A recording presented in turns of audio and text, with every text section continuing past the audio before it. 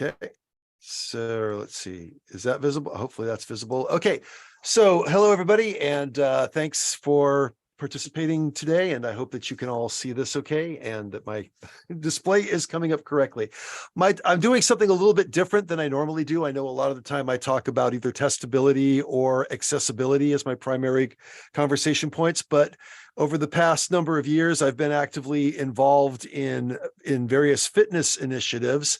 And in that process, I've gotten used to using certain apps and not officially testing, but very unofficially testing apps and finding little gaps and weird things about it. So for those of you who may have some experience with this might either confirm some of your biases, or if nothing else, it might give you some new ideas as to how to play with. So this is Gaming Your Fitness, the pitfalls of fitness apps and what we can do to make them better. So let's move on. Okay, so first off, and most important thing to realize is that there are lots of fitness apps out there, and in many cases, there are a number of ecosystems. So depending upon what you use, that might determine what you can actually play with and what options you have to be able to utilize the apps that are associated with it. And as is going to be a common theme with this, a lot of these devices and applications that help you manage this are literal ecosystems. They want you to stay within their product line. And so they don't make it easy for you to share that information with other applications. So you have to pick and choose what your world alignment is going to be. Now, I'm going to say up front, a lot of what I currently use, I've used dozens of applications over the course of a number of years, and I've dropped several, I've picked up several, and I've rolled around and worked with a number of them. But much of what I have is because of years of using a particular device and dedicating to that, just because I have years of data for it. And that's something also that works with it. The longer you work with the device, the more likely you're going to stick with it through thick and thin. So if you're thinking that a lot of what I'm talking about here seems to be Fitbit centric, that's because it is. But a lot of the problems do happen to follow through on many of the other platforms. So trackers are an interesting little beastie in the sense, like I said, I wear a Fitbit primarily, and I've worn one for about 7 years. And they track a number of things. They can track your steps, your calories burned, how active you've been, how many floors you've climbed, technically, what your heart rate is. And they can also track your sleep cycles to a certain degree, as long as you give them enough sleep time to track. So there's a phrase that is common in the fitness world about anything measurable can be improved. And while I don't disagree with that, there's also a corollary that goes with that. Anything measurable can also be gamed, even if you don't necessarily intend for that to happen. So when we talk about steps, that is the metric that most of these devices work on. They register steps and they register the beats per minute of your heart rate or your pulse. And through that, they triangulate that and they're able to come up with certain numbers. So your steps, if you're a normal person and you're up and you're moving about and you're stepping around, statistically speaking and on average, that can give you a very logical reading and the numbers might be fairly close to accurate. However, there are ways that you can actually really mess this up, and I'm living proof of that. I don't know how many people saw this earlier, but I just want to mention over here is my standing desk. That's where I work during the day. And down here, this is what's called a rebounder. Move my hat out of the way. And a rebounder is a mini trampoline. And so I stand on that all day long. And by virtue of standing on a mini trampoline and moving back and forth, I rack up a really impressive step count during the course of the day, which of course causes my heart rate to go up. And based on the step count that I have and the elevated heart rate, it calculates a number that is oftentimes ludicrous. So I got used to that number and I'm thinking, wow, I'm burning a lot of calories. I'm going to be in great shape. I'm going to be dropping weight left and right. And I wasn't. And so I sat down, I had to start figuring out, why am I not losing the weight that this thing tells me I should be losing? And it's because the numbers are lying. Not intentionally, but because I'm an outlier. I do things in a way that games the system, even though I don't intend to be gaming it. I'm active, I'm doing a lot, but I'm not doing anywhere near what the system tells me I'm doing. So there are things you can do for that, as I've just said here. So what's the solution? Well, one of the things you can do is you can differentiate the way that your steps are measured. If you know you're going to be spending time on this, you can write that down and say, hey, this is me on a rebounder. During these hours, this is me doing these steps. But by virtue of that, I can then say, I'm going outside for an actual walk. And you can turn on the GPS tracker and it will actually track what you do for your walk. And you can decide if that's what you want to give your Fitbit the option to do. But that does allow you the ability of giving you a finer grained level of your activity. And then it can give you a more precise reading. Also, I want to mention this is a little sideways thing that every once in a while you can use. This is the Life Fitness app. Life Fitness is a common gym tool. You go into many gyms, you look at their machines or their racks or their things, you'll see Life Fitness gear. And Life Fitness has the Life Fitness Connect. So you can connect to it and you can actually scan it and it will bring up the machine. It will bring up your last workout and all the details to it. But I want to show you something kind of weird and odd. So what you see over here, I'm just going to move this over here for a second. So what you see here, this is just a machine. And this was the workout that I did. Matter of fact, this is the workout I did today. So this was my time. This is my intensity level. And these are the sets that I put in. And then I saved it. And then I went back to list it and show me what I actually did. And this showed me, okay, 5 minutes of moderate workout, about 46 calories burned on average, right? And you can see, here's my sets and it shows it listed. And I saved that and that's all cool. And then I went back and scanned it and it showed me what my previous workout details were. The workout that I just did. What do you notice about these numbers? Do those make sense? They seemingly don't. I went back and I contacted Life Fitness and I asked them, what is this display? And they say, oh, well, because of the fact that we have a number of machines that work on double pulleys, which means you can work a hand or you can work one hand at a time, we measure everything by the one hand. Although it's not really the one hand, it's half plus a plate.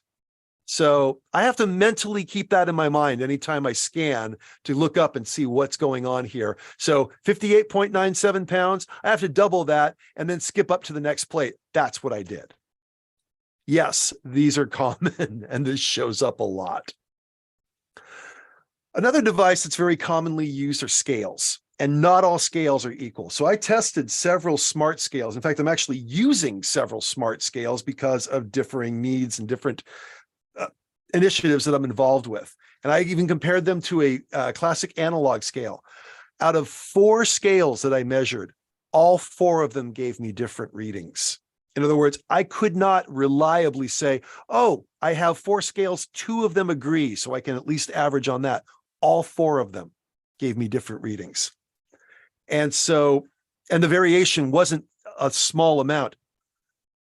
From top to bottom was as much as 3 pounds. And when you're trying to track something specific, that's significant. So the 3 smart scales I used, the Fitbit Aria, the Healthometer Lose It, and the Body Trace-O-Mata. And the problem that you have with this is that if you're streaming these scales and you're using different apps for it and you're routing data, they can overwrite each other. And then the next time you step on a scale and you send that data to your app, it can overwrite what in another location. So that can be really problematic. And unless you're somebody like me who actively runs multiple trials with different apps to try to see what's happening here, that's probably not everybody's experience. But if you have 2 scales in a house, you can actually start to play the game of which one do I want to use? Which one do I feel better about using? Only to one day go back to the other scale and erase everything that you felt good about yourself doing. So that's a real issue to keep your eyes open for. Another weird thing is what we call the unreliability of the body fat calculation. Now, this is only with certain scales that use electrical impedance. And I put this one up here so you can actually see. In some cases, the readings are very consistent, but in others, they're very wide. So as you'll notice, in just 2 days, I went from 28% body fat to 18%. Wow. That would be very impressive if that were reality. However, no, it's not. And as you see down here, there's this other reading called body hydration. In other words, the more hydrated you are, the lower your body fat is.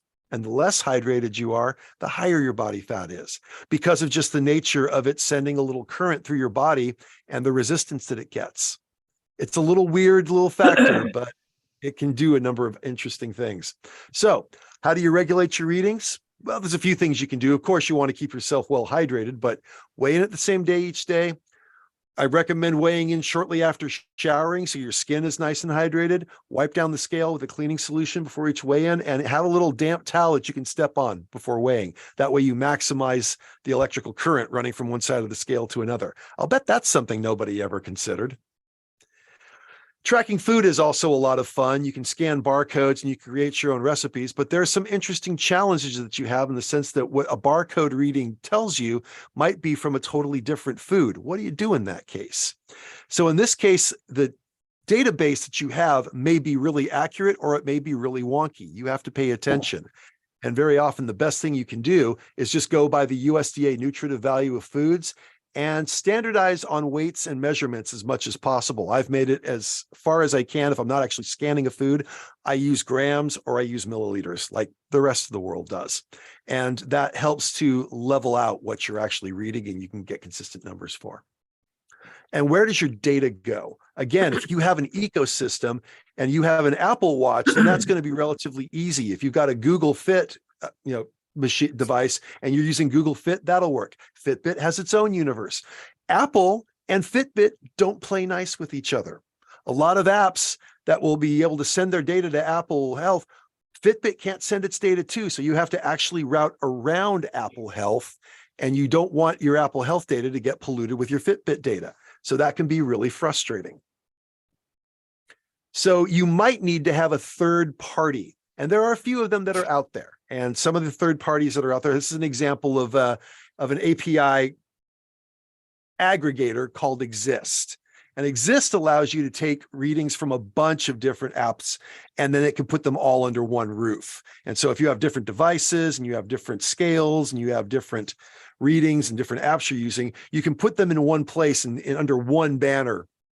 You can see a fair amount of your data. Now, the only downside to Exist is it has a limited number of APIs it currently connects to. Although if you want to develop one and submit it to them so that you can add your device to it, you can. That's a little bit beyond your average user, to say the least, and probably maybe a little bit even beyond your average everyday tester. But it's something that is appealing to me now, and I'm actually considering seeing if I can break it out. Also, many of the devices that you use, unfortunately, don't necessarily allow you to break your data out of their app because they don't want you to. They want you staying in their ecosystem. So that's a challenge that also needs to be met.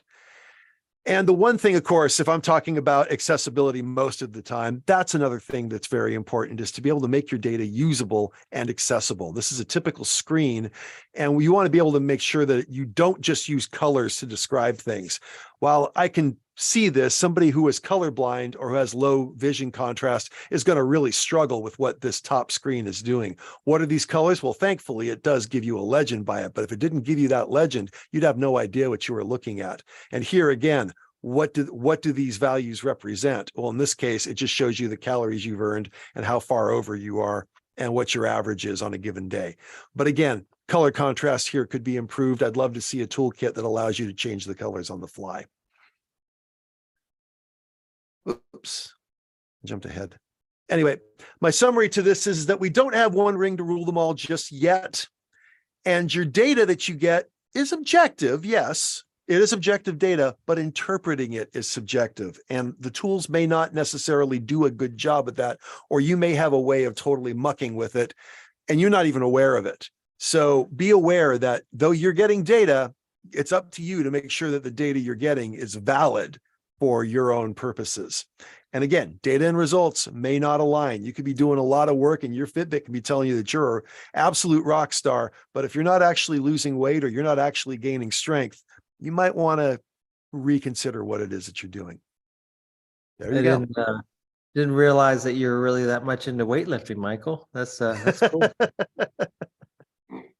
All right. Questions come, and this is, if you want to talk more about this, you are welcome to hit me up on my various things. And I do plan on actually doing a little bit more with this in the coming months. Just, who knows? And if you'd like to see me expand on this topic, make a mention, and maybe I can show up at a conference in Portland and do a longer version of this talk.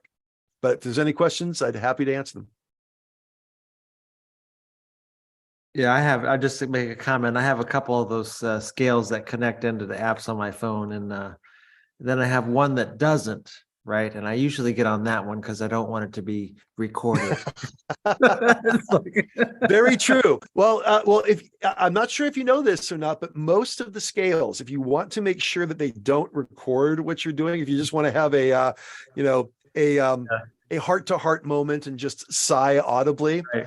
Most of the scales, if you step on them and you just stand on them, they will wait. And then if you just keep standing on it, it will go, okay, fine, bye. And then it'll shut down. So they won't send the data.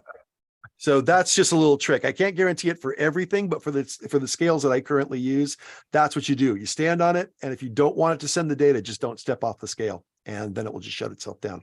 But yeah, I do also know the trick about going to the manual scale. It's not connected to anything, because you just want to go, how am I? Maybe I won't weigh in today.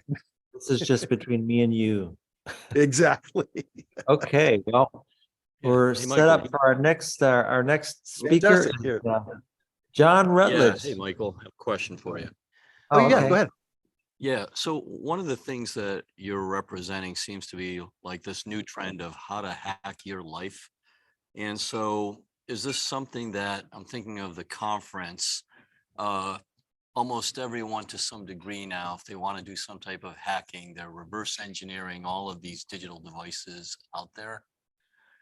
Is that something conceivably that could be a future topic? Some approach for any devices that are available to the mass consumer market? That's a good question.